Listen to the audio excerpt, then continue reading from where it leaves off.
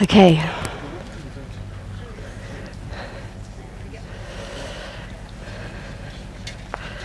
So I think we'll just start by just standing up for a second and just not doing, this is what we started with last time, just doing a little stretch. You've just been sitting here for a bit. This isn't yoga, it's just to kind of stretch to the side, just break the energy, give a little bit of movement before we delve into the world of Sanskrit and yoga, what the connection is, and to the side again, and to the other side. Who was here? Who here was here at the session 2 days ago? Quite a few, okay, 25%, just working out what we're going to do today. And maybe we'll just kind of just go down and just bend the knees a little bit, like that. And then maybe come down and then go to the side. Oh, hi, how you doing? Sissy, like that. There we go. Good. Any other movements you can just make, and then we'll come back to sit.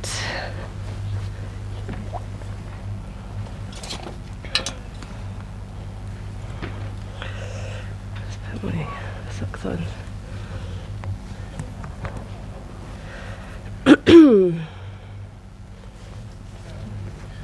Socks with stuff all over them.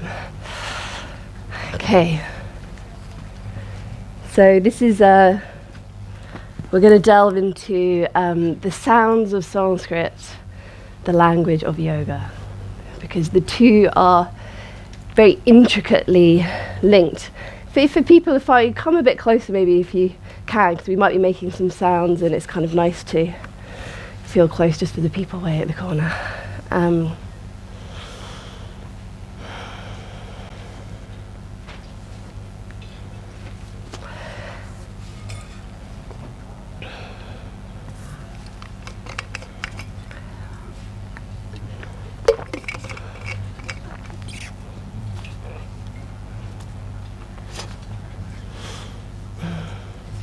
So I think today we're going to go straight into some sounds.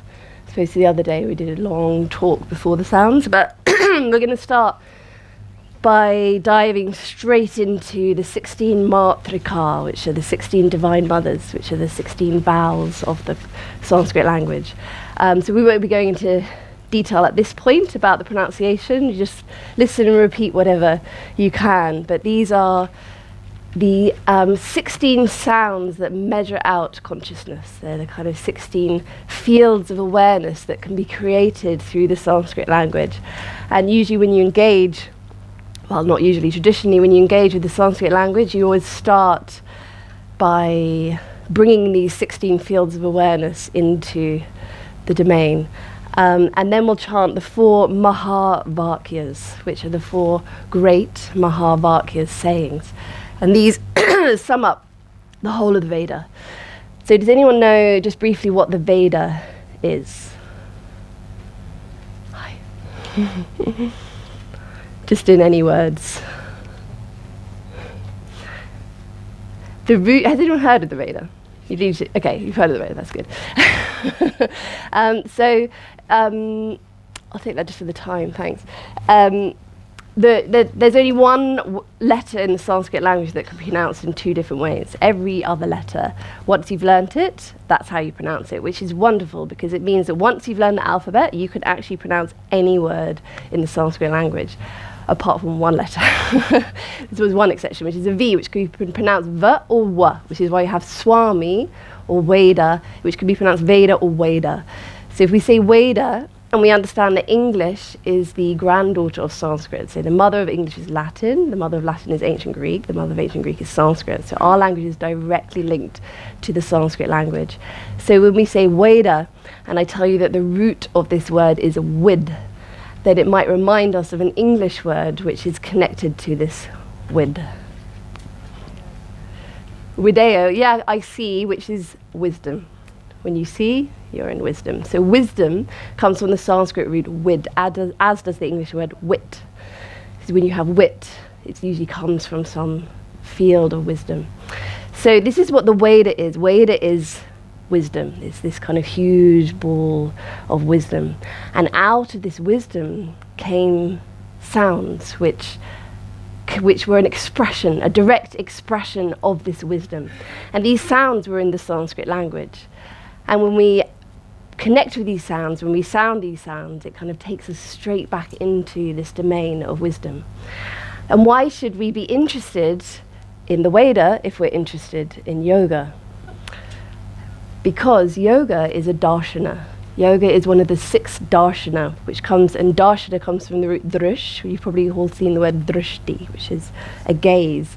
So drush means I see. So a darshana is something which allows you to see. What does it allow you to see? It allows you to see the wisdom of the Veda. So the darshanas came about after the Veda, between, say, 500 BC and 500 AD. So you have these words, Nyaya, Vaisheshika, Sankhya, Yoga, Vedanta, Mimamsa. Yoga and Sankhya come together. And they sprung out of the Veda. So if we're wanting to really connect with yoga, we need to understand that the purpose of yoga is to take us back down into this field of wisdom. And the way that we do that is through sound, through the Sanskrit sound, because all of the great compositions that tell us about yoga are composed in the Sanskrit language. So if we want to connect with these compositions, it's really helpful to feel and hear and sound this language, because reading a translation of a language in our own language will always feel somewhat flat compared to the experience of hearing and sounding it.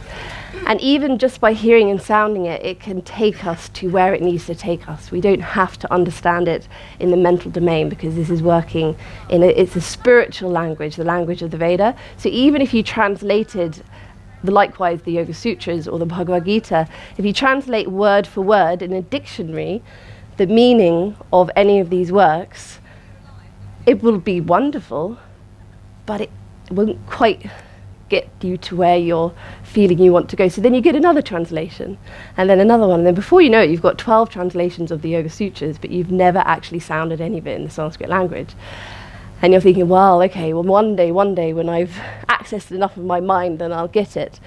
But we can put all of those 12 English translations that we've got to one side, and we can just go straight into the direct experience of it by going into the Sanskrit language and hearing and feeling where it can take us. So we're going to start by acknowledging the Veda, by sounding the 4 Mahavakyas. So there are what came to be known as 4 Veda. There's a bigger teaching around that, but we'll say for now there are 4 Veda, and each Veda has a great saying that summarizes it. So we might have heard, for example, Tattvam Asi. That's one of the Mahavakyas. So after acknowledging the 16 divine mothers, the 16 vowels of the Sanskrit language, we'll then say the 4 Mahavakyas, so that we've acknowledged this realm of wisdom from which yoga came forth. So we're going to start by just taking a moment to close our eyes, if we feel comfortable doing this. And we're just going to bring our attention to the touch of the breath through the nostrils as it touches the area above the upper lip, below the nostrils.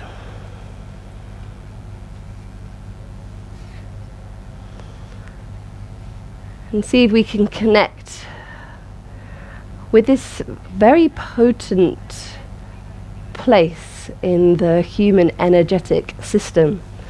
So by focusing on this point, it actually opens up our awareness.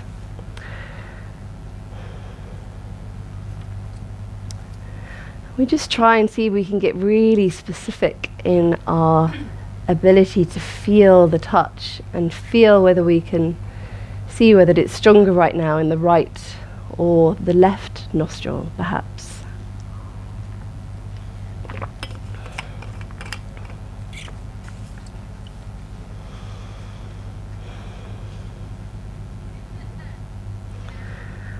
Just noticing right now which one might have a stronger breath, a stronger touch.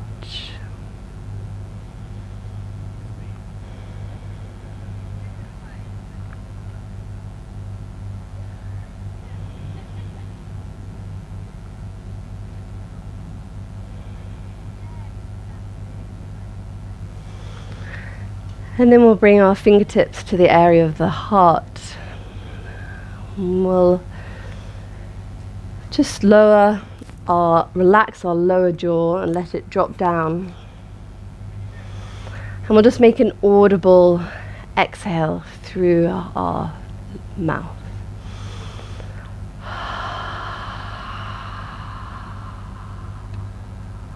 We'll just do a couple more of these in our own breath, in our own rhythm.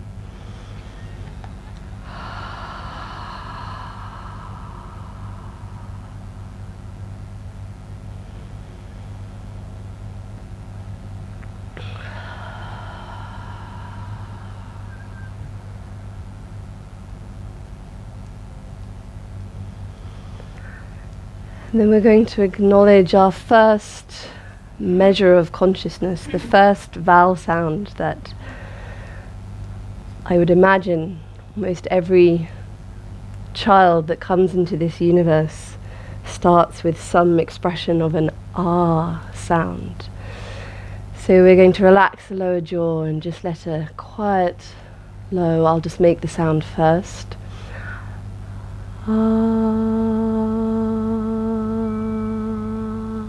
We may all be in our own pitches, and this is fine, so we'll just make a ah sound together.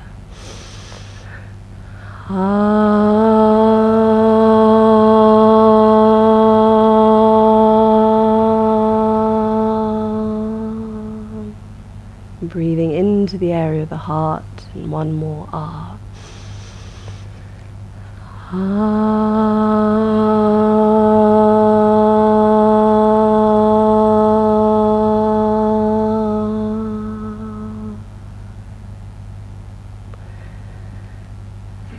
And just relaxing the fingertips back into the lap, and then listening and repeating after me. Ah, ah,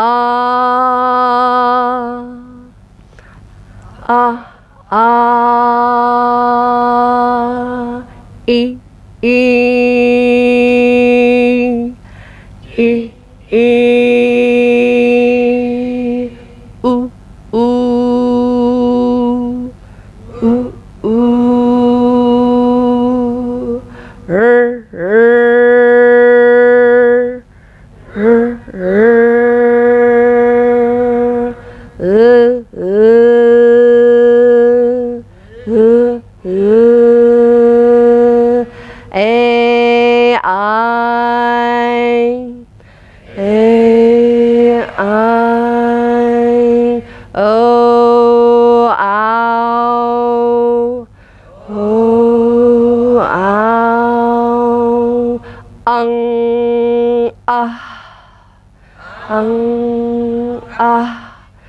Shri,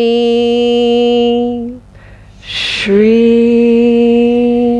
Sarasvatyai, Sarasvatyai,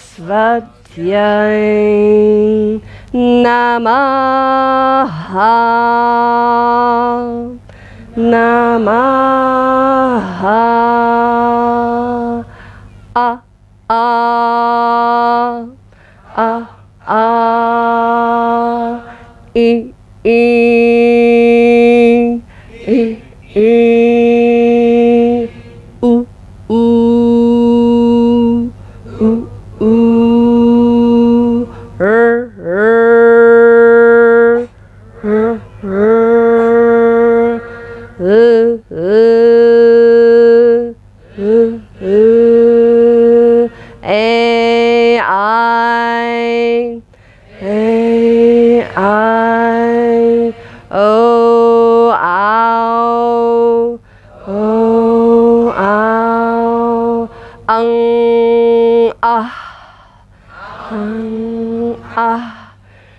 Shri, Shri, Sarasvatyai, Sarasvatyai, Namaha, Namaha, ah, ah,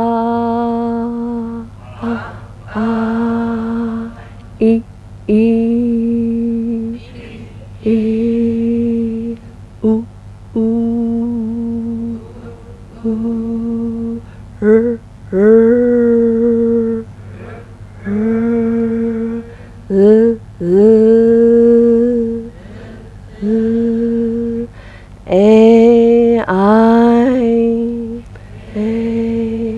I, o, ow,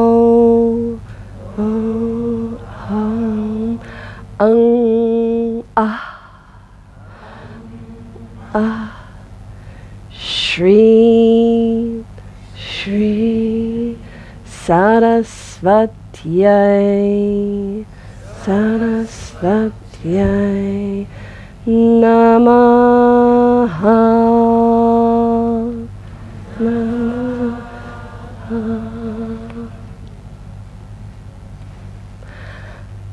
Aham, Aham, Brahmasmi, Smi, Aham, Aham, Brahmasmi, Brahmasmi, Prajnanam, Prajnanam, Brahma, Brahma, Prajnanam, Prajnanam, Brahma, Brahma, Tattvam, Tattvam, Asi, Asi, Tattvam, Tattvam, Asi, Asi, I am Atma, I am Atma, Brahma, Brahma, I am Atma, I am Atma, Brahma, Brahma.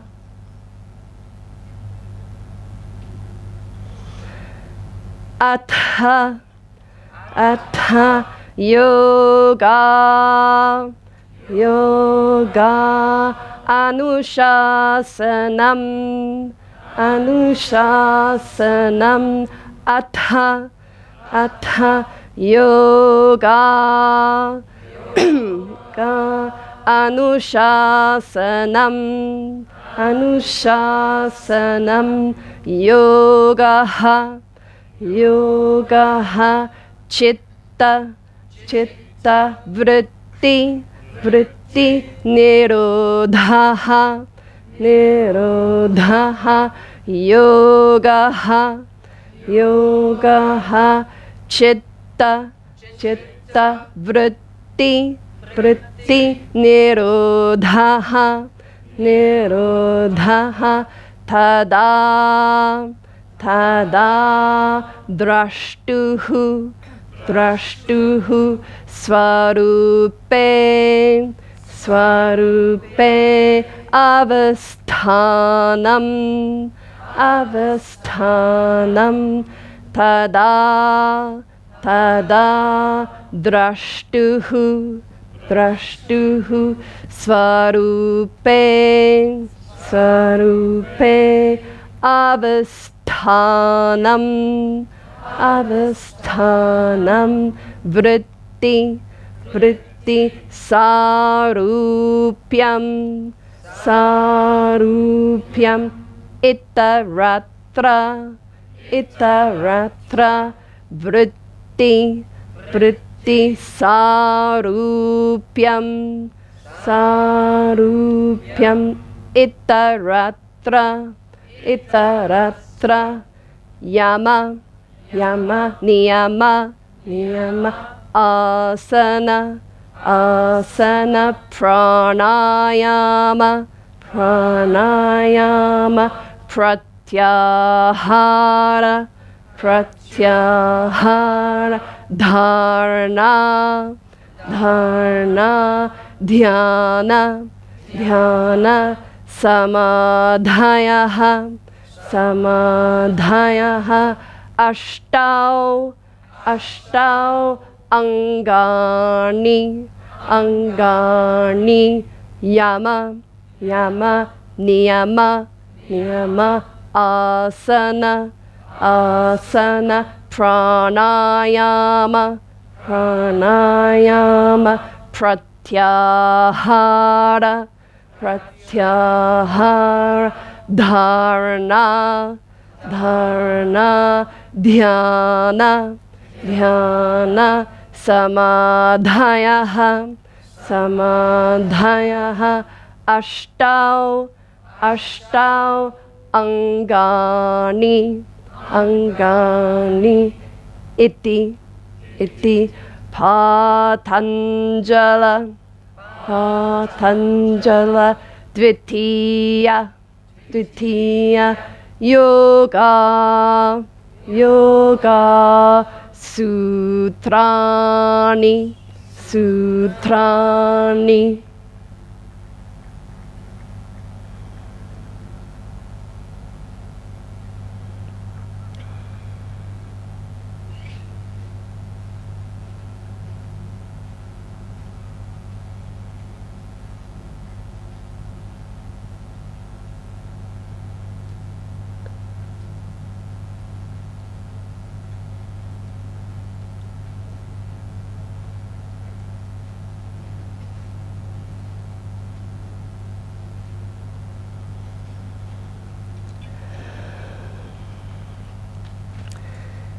So just bringing your attention back to the area below the nostrils, above the upper lip. Just feeling the touch of the breath in this area.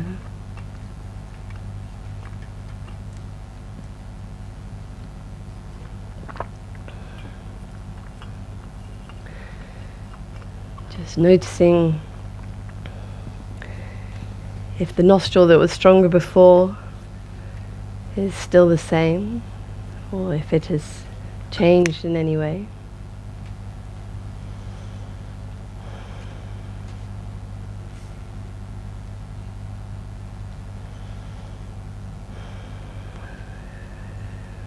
Then just bringing your breath slightly deeper into the lower belly. Just making any slight movements and slowly opening your eyes, bringing your awareness back to the room around you.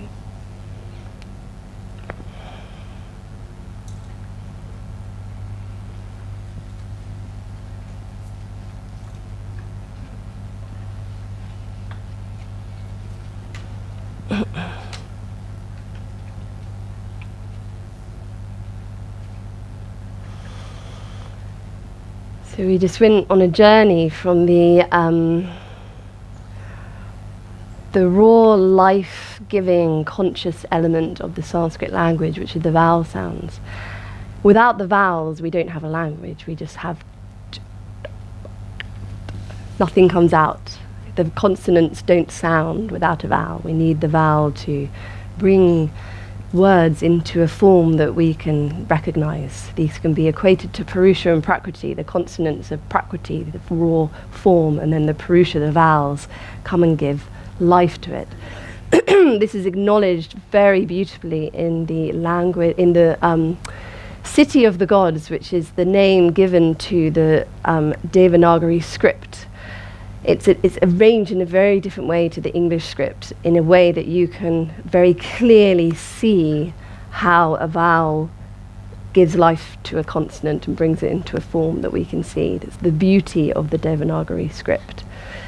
And so we went from a journey from those raw sounds into the Veda, which is the wisdom, which is the summary of the whole of the wisdom of this tradition. We're in the World Yoga Festival, which is dedicated to this realm of yoga. All comes from the Veda. You've got all these wonderful Vedanta teachers, Advaita Vedanta teachers here at this festival. And then we went through into the Darshana. Darshana is a way of seeing. How do we see this Veda?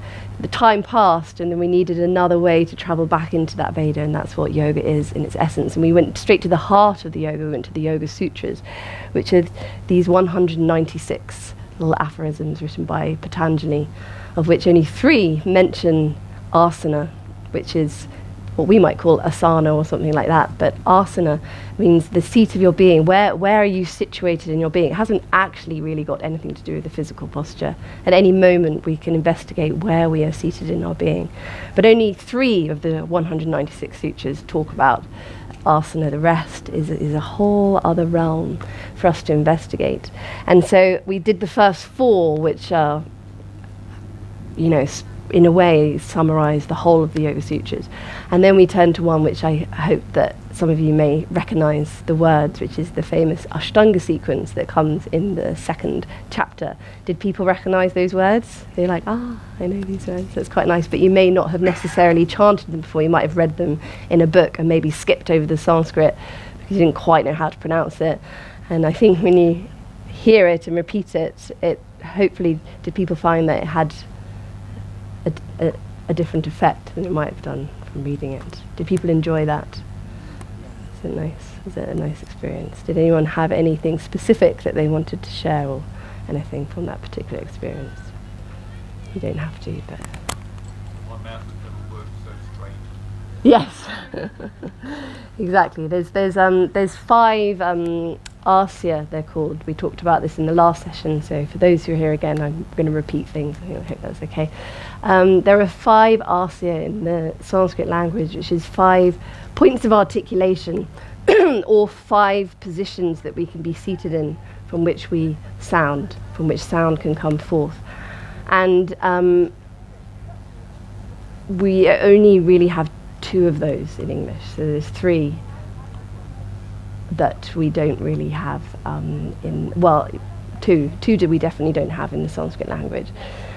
So one of those is this retroflex position where the tongue is pointed up towards the roof of the mouth, and the vowel in this position, we did it the other day, is where I'll make it for you. We start with the tongue relaxed down, and then I'm going to lift it up to this position. So I'll make the sound for you.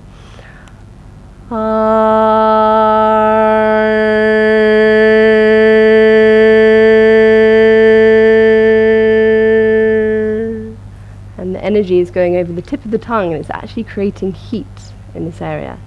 And this sound actually invokes the element of fire. You might feel that has a very different quality to the open, expansive ah sound. So let's just sort of try that. We're going to make an ah and then lift the tongue up, and it goes right up to this point in the head. It's called the Murdya position. So we'll start from the ah together.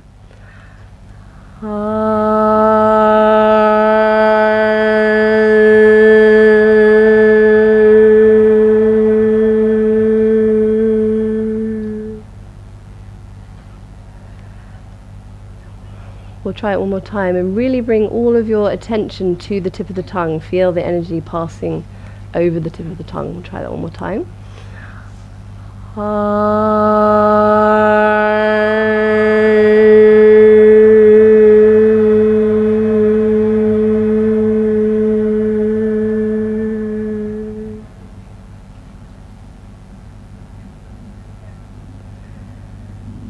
Now we'll make the sound ah, just an open ah together. Let's just let the sound come forth, no effort.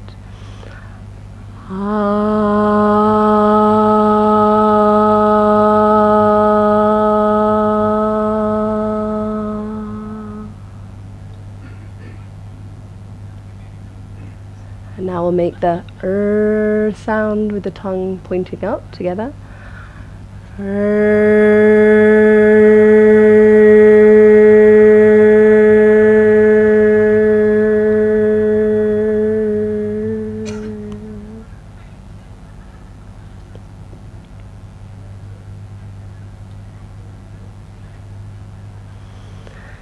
Could people feel that a different field of consciousness, a different field of awareness was being invoked between those 2 different sounds?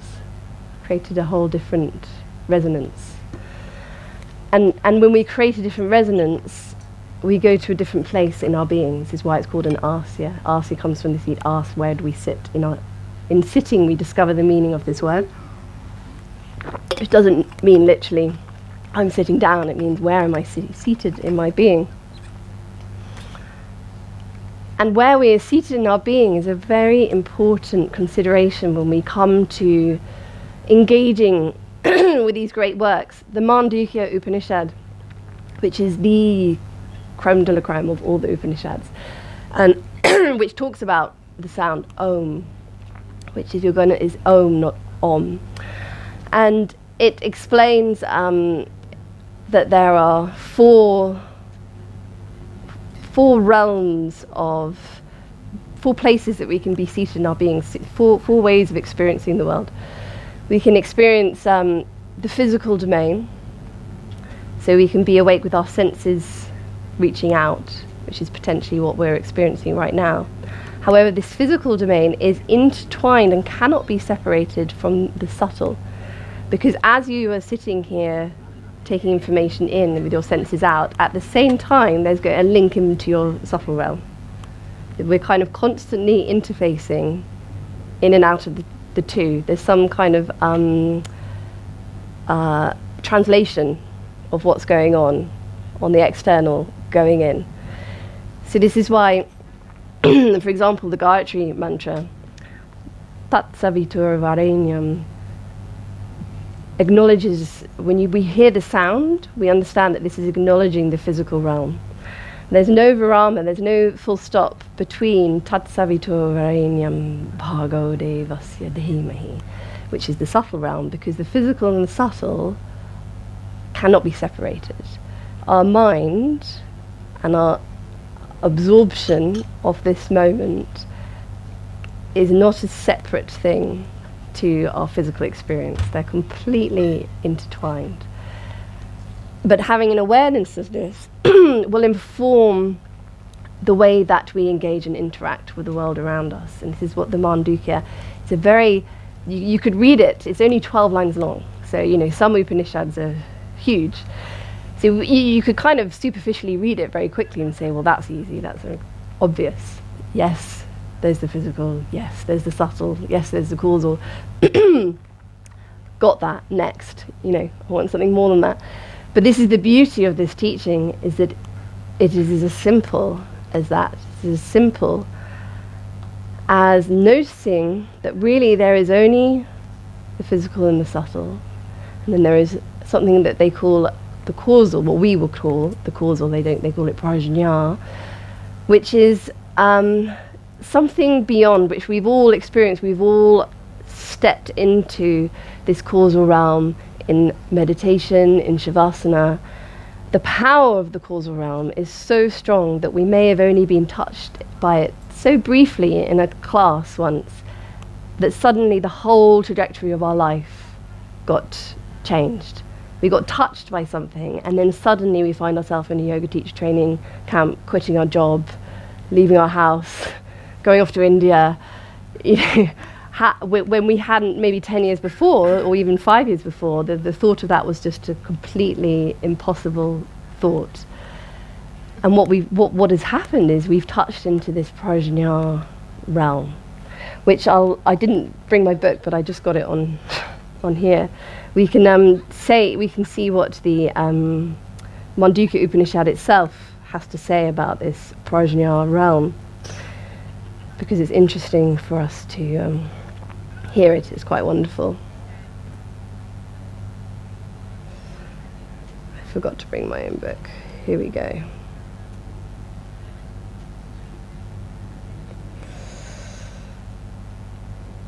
Okay.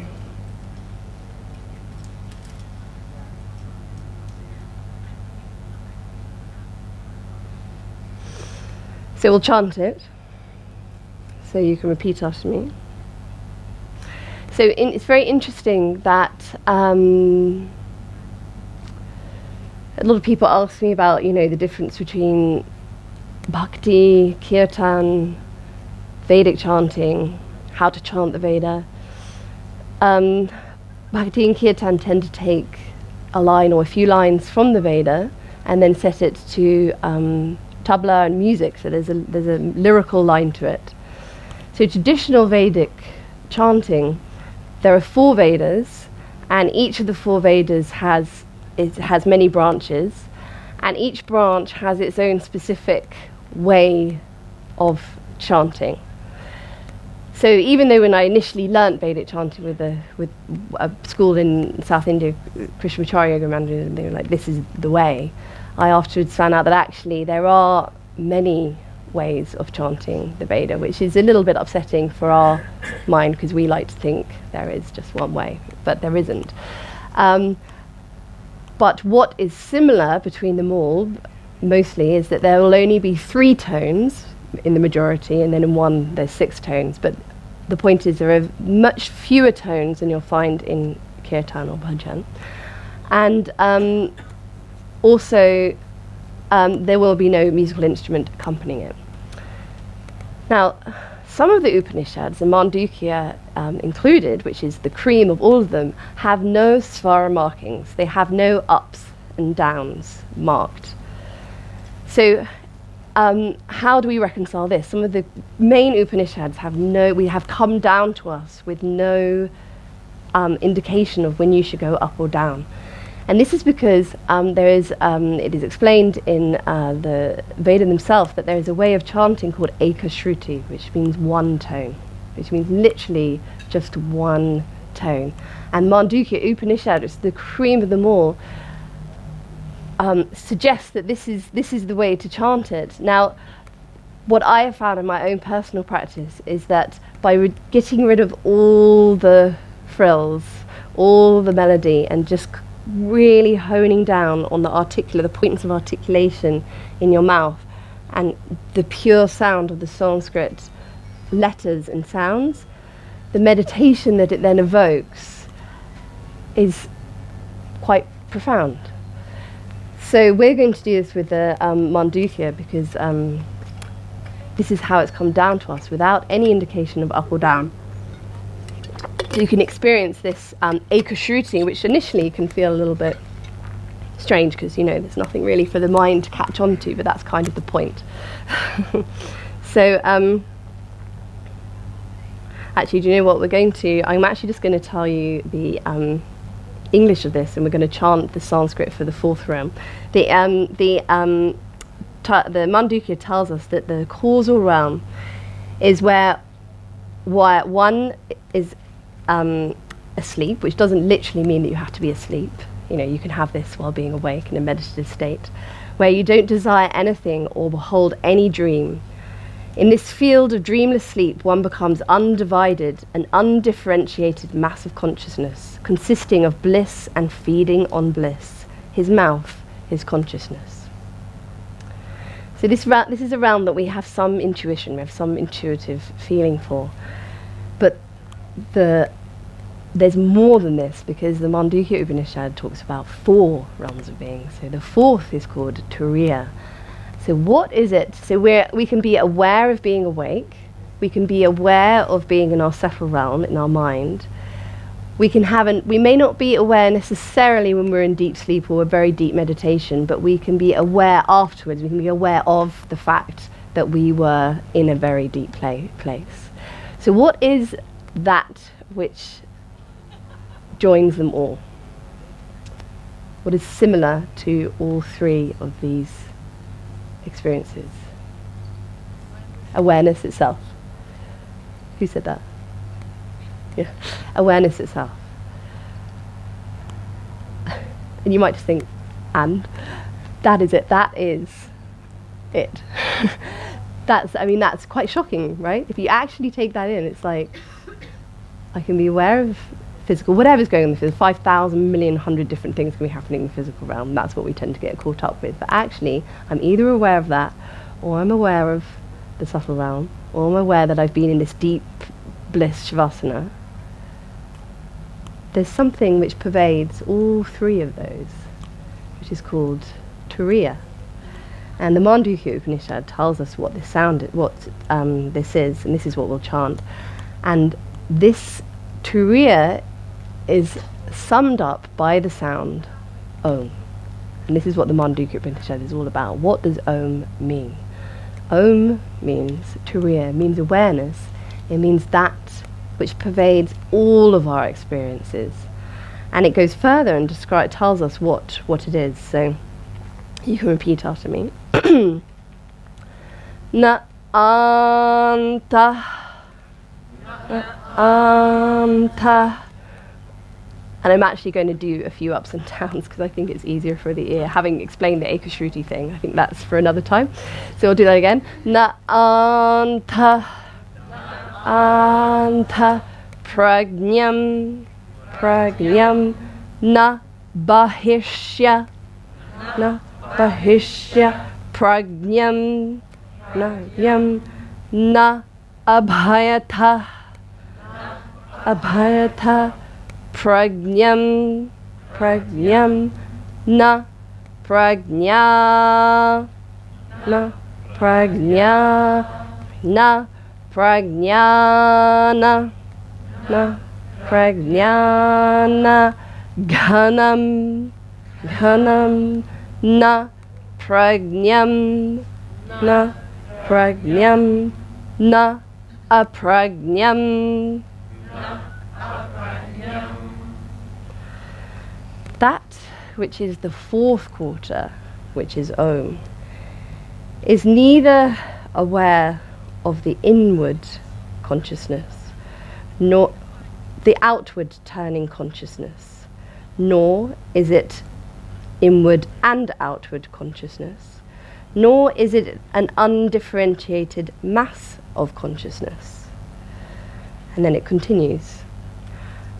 Adrishtam, adrishtam, avyavaharyam, avyavaharyam, agrahyam, agrahyam, alakshanam, alakshanam, achintyam, achintyam, avyapadeshyam, avyapadesham, eka, ekam, pratyaya, pratyaya, saram, saram, prapancha, prapancha, upashamam, upashamam, shantam, shantam, shivam, shivam, advaitam,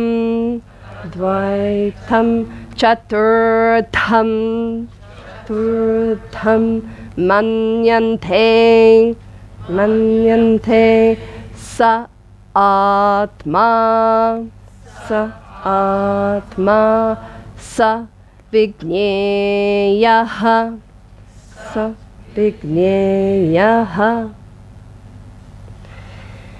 It is that which is neither knowing nor unknowing, that is invisible, ineffable, intangible, devoid of characteristics, inconceivable, indefinable. Its sole essence is the consciousness of its own self, the coming to rest of all relative existence, utterly quiet, utterly peaceful and blissful. Without a second, this is the Atman, this is the self, and this is to be realized.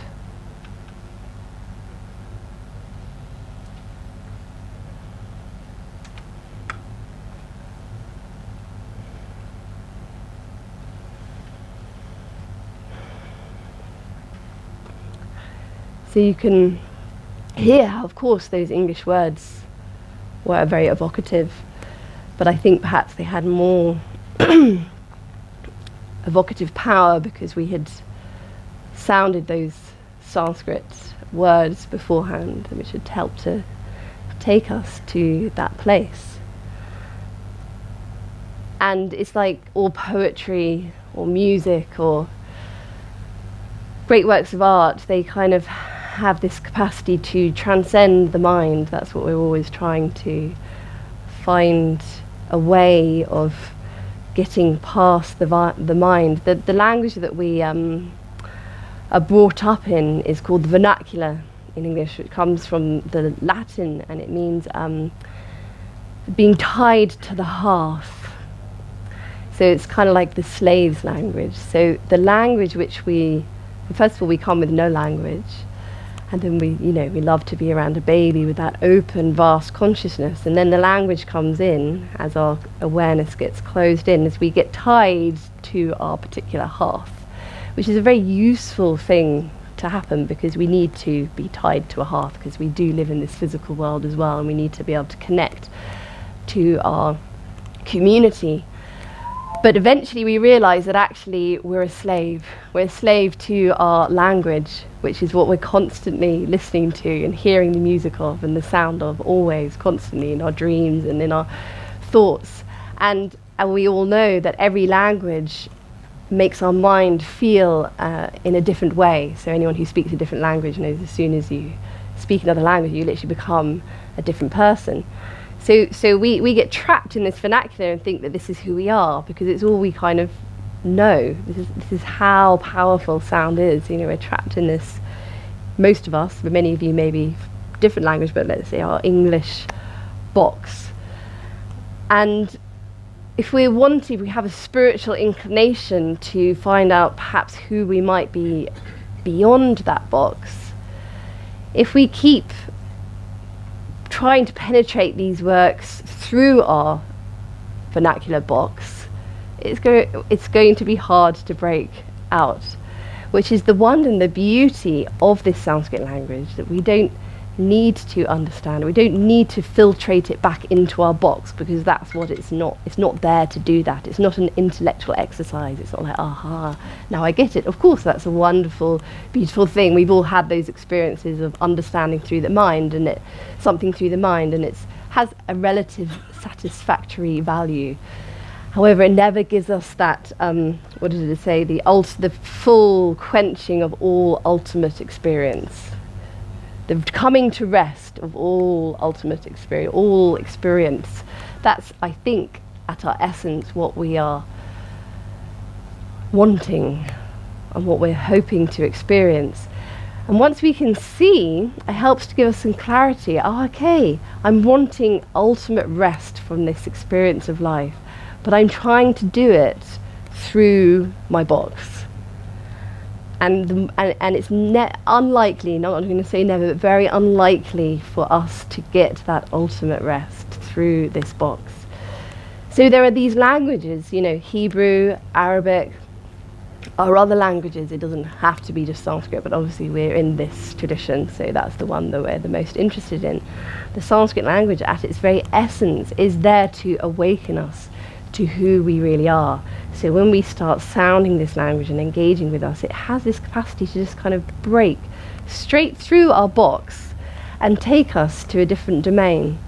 I find that people who, usually my minimum workshop is 3 hours, because there's so much that we, have to go through, not have to go through. There's so much to share. But in those workshops, when I do a proper sound, meditation with everyone, people who've never meditated before will just drip straight into meditation, because the mind has been given something to focus on, and the Sanskrit language, and if you don't do it, it just manages to just slip you straight over into that silent awareness. I told the story last time, but I think I should just tell it one more time, because I think for people who haven't heard it, it's useful to know about the story of the Sanskrit language and how it came into being, because it gives you another feel for this language. So misery, and in fact, if you go to the main tent, you'll see a beautiful, huge statue of Nataraja. This is the big one on the thing. It's the only statue they've got. This is the story of that statue. So that statue is the story of the origins of the Sanskrit language. And so misery had fallen upon mankind. Mankind were in a state of deep despair, and they didn't know how to proceed. So even the sages themselves didn't know what to do. So the sages went to find Lord Shiva, and they said, Lord Shiva, please help us. We don't know what to do, and we don't know how to proceed. So Lord Shiva said, I know what has happened. The demon called Apasmara, which is the demon of forgetting, has descended upon mankind and has made them forget who they truly are. So, being Lord Shiva, I'm going to assume the form of Nataraja, which is the king, the lord of the dance, and I'm going to dance the cosmic dance of creation on top of Apasmara, the demon of Apasmara. So if you go and look at the statue, you'll see that he's standing on a demon who's beneath him. And he dances the cosmic dance of creation while simultaneously destroying the demon of Apasmara. You know, it's such a powerful image. And you'll see he's got 3 arms this way or this way, and 1 arm this way. And in one of his arms, he's got this little damaru drum, which is a drum shaped like an hourglass. Is that the right word? An egg timer. And he's got fire all the way around him. So this dance creates this bright lights of fire all around him. And then there's a moment of silence. And this is the transcendent reality. This is the turiya, the fourth, the awareness that pervades everything.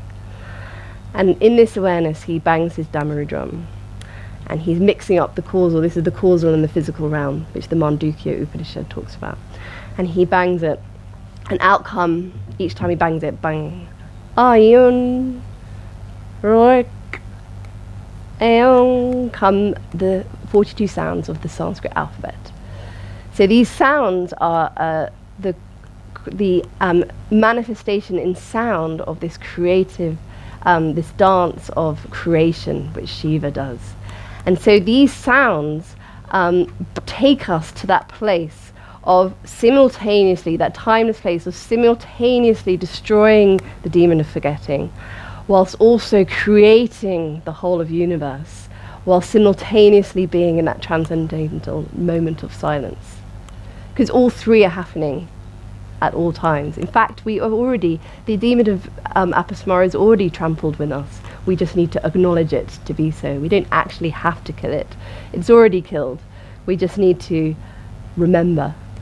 Just remember, bring that acknowledgement to us. So these sounds, known as the Maheshwara sutras, so Shiva actually takes 3 names in this story. He's called Lord Shiva, he's called Nataraja, and then he's actually called Maheshwara, the great creative principle. So the sutras are called the Maheshwara sutras, and they are the foundation, along with the Matrika, which were the 16 divine vowels that we chanted at the beginning, of the whole of the Sanskrit language. And so I'll chant it for you so you can hear it, and I'll chant it twice, once slow and once quicker, so you can hear. These are the sounds that came out of Shiva's drum as he's standing there in his cosmic dance of creation.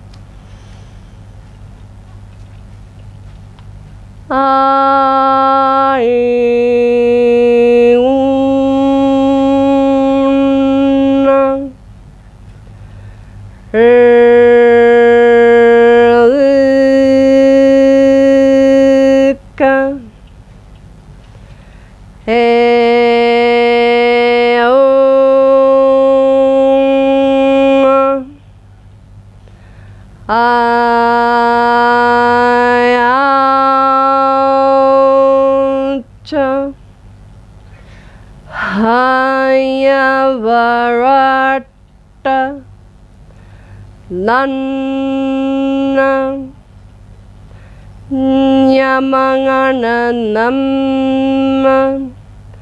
Jabhainya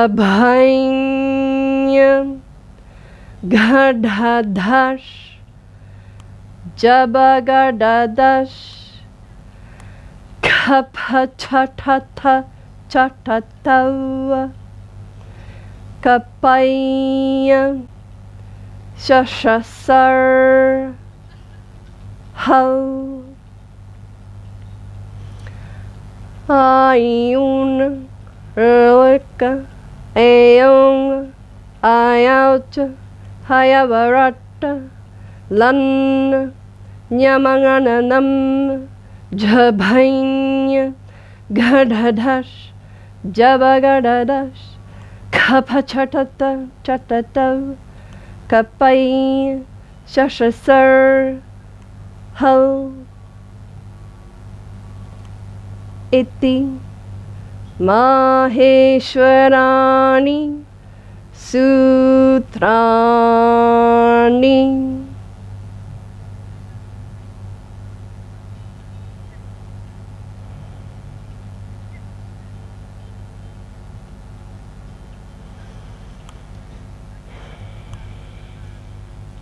So you can probably feel that there's a certain resonance to those letters. And they actually, if anyone studies Sankhya or knows anything about the 25 tattvas, each one of those sounds represents one of the building blocks of creation. So Nandikeshwara's commentary on these sutras explains how each one of these sounds is a different force which all come to give us the illusion of this created form in front of us.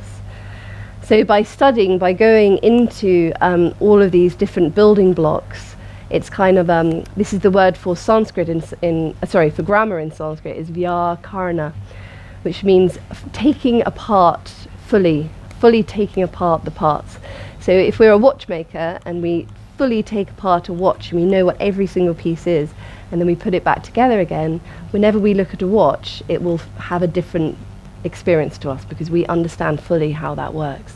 Same with a car or anything. So the purpose of vyakarana is to break apart fully sound. If we understand the building blocks of what the vowels create, what the consonants create, when we then hear words, it will then have a very different effect, a very different feeling on our system. I gave an example last time of the word Krishna, which has got a dot underneath the R, the S and the N, which means that it's pronounced with the tongue pointing towards the roof of the mouth. Krishna. Try that. Krishna. So it's not pronounced Krishna. Let's try that. Krishna, which has got an I in it. There's no I. It's Krishna. Krishna. You can feel it's having a very different effect on our system. And if we understand further what the retroflex position, what this position of the tongue up does to us, again, it will further even deepen our understanding, our experience of Krishna. To show how this connects with the Yoga Sutras, just to sum up, the Yoga Sutras are split, they're called 4 padas.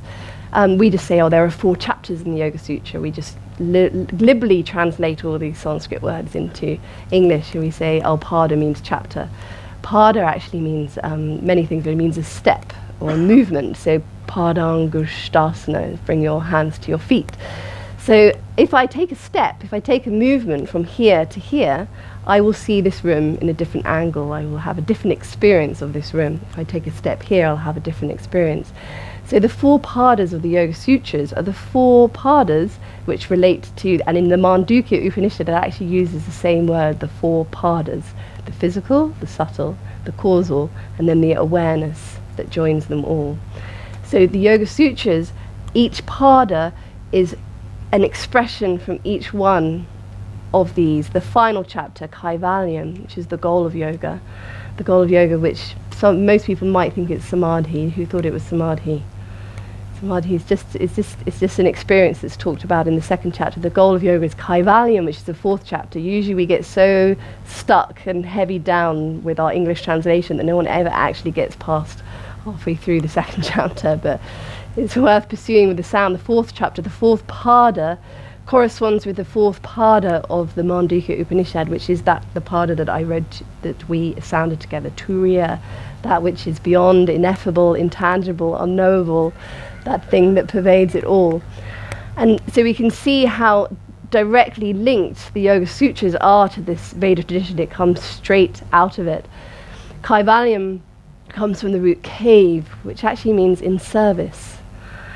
And kevala means alone, one. It doesn't mean alone in like boohoo alone, but in this aloneness. Now if there's one, then there is one, and then we are alone. There's only one awareness. And when we shift, people say, how do you wake up? Well, I've heard an answer to that, how do you go to sleep? If you had to explain to someone how you actually went to sleep, it would be a very hard thing to do. Or you kind of, well, if you put yourself in a bed and make it dark and shut the lights, then you just kind of let yourself merge into sleep consciousness. Well, it's exactly the same. We wake up. Usually you don't have to be, but if you put yourself in a meditative state and you've got a certain environment, and then you just kind of merge yourself with Turiya awareness. You have to, of course, have some idea what the goal is. Why am I doing my practice? I mean, is it just because I'm just in the habit, and if I don't do it, I feel bad? If we want to get to Timbuktu, we need to know when we're in Peru that we're actually trying to get to Timbuktu. What is the goal of our practice? Is the true goal to eliminate, to come to rest all of our experiential experience of the world and bring it to rest? If it is, it's good to hold that awareness with us when we do our practice. Actually, the purpose of my practice is to know what Turiya, what is this fourth pada, what is Kaivalyam, and we can just merge our, just kind of like going to sleep, we just kind of let ourselves merge with that awareness. And when you're merged with that awareness, you can only be in service, because there's only one thing which is in continual service to itself. We all know, we've all had experiences of being in service in many different ways, and we all know how wonderful it feels when actually you just serve something bigger than ourselves. This is the whole premise of, karma yoga, is that we serve a greater energy than ourselves. But when we know ourselves to actually be that energy, and that all there is service pouring through us, then we are merged with Kaivalyam, which is the fourth pada, which is Turiya, which is Om, which is what the sound Om is, which doesn't end with an M, it ends with an Anuswara, which is represented by a dot in Sanskrit. The way you write this letter is a dot. And this dot is symbolic of it's bindu, it's pure potential. So we start with this O, and then we come back, Om, and this sound is made through the nostrils. It's not a like an M. You can actually make an M sound through the nostrils. Just try kind of making a pure nasal sound. You can feel, and if you close your nose, you'll feel that it stops it. That proves it's pure nasal sound. So we're going to make this Om sound. I'm just going to make it, and as we make it, we come to the end, we just feel it coming through the nostrils, because this has a very different effect on our spine. When you finish with an M, it kind of just goes flat. When you end with this coming into this area, it just goes straight down the spine into what's known as para, and it will change our experience of this sound. And this sound is matches exactly the resonance of Turiya. So if we want to know Kaivalyam, if we want to know Turiya, we make this sound and it will take us there, but we have to know how to make the sound correctly. So there is more to it than this, but we haven't got time. So for now we're just going to do an Om and just have the feeling of going into your nostril. And the actual real delving into this sound, I mean, this is the most cosmic sound of all sounds. There's got to be something to it, right? There's got to be something more than just Om, right? And so that's a longer thing, but for now we'll just have this awareness with us, and we'll just I'll make the sound first, and then you can do it after me. Om.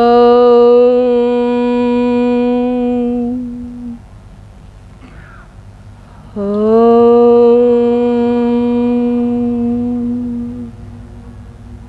Good. And we really do not need to hold. That final M is only a half count.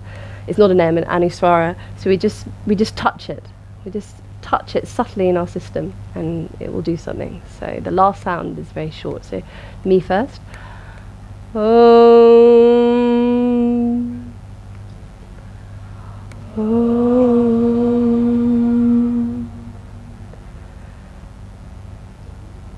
Om.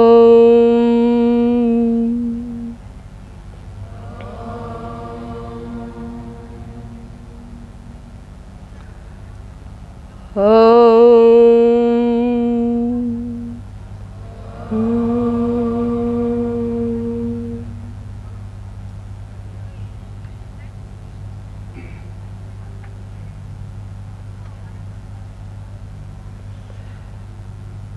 That was very beautiful.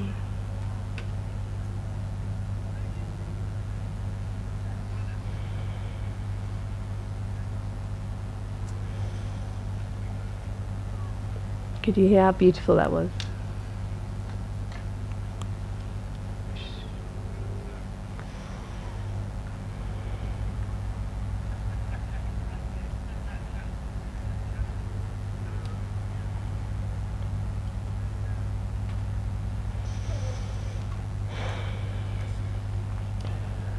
So I should let you leave and go to whatever your next thing is, probably breakfast. I'm leading an online Learn to Read the Devanagari script course on the 24th of September, but most of it will be sound and anecdotes, but you will be learning how to write this script. You can either be online or you can catch up. You don't have to actually be present. And I run in-person ones in Stroud and Exeter. So if you're interested in those, you can come and put your name down or just look at my website, Lucy Crisfield. If you want any more info, just let me know. Enjoy the rest of your day. Lovely to see you all. Thank you for coming.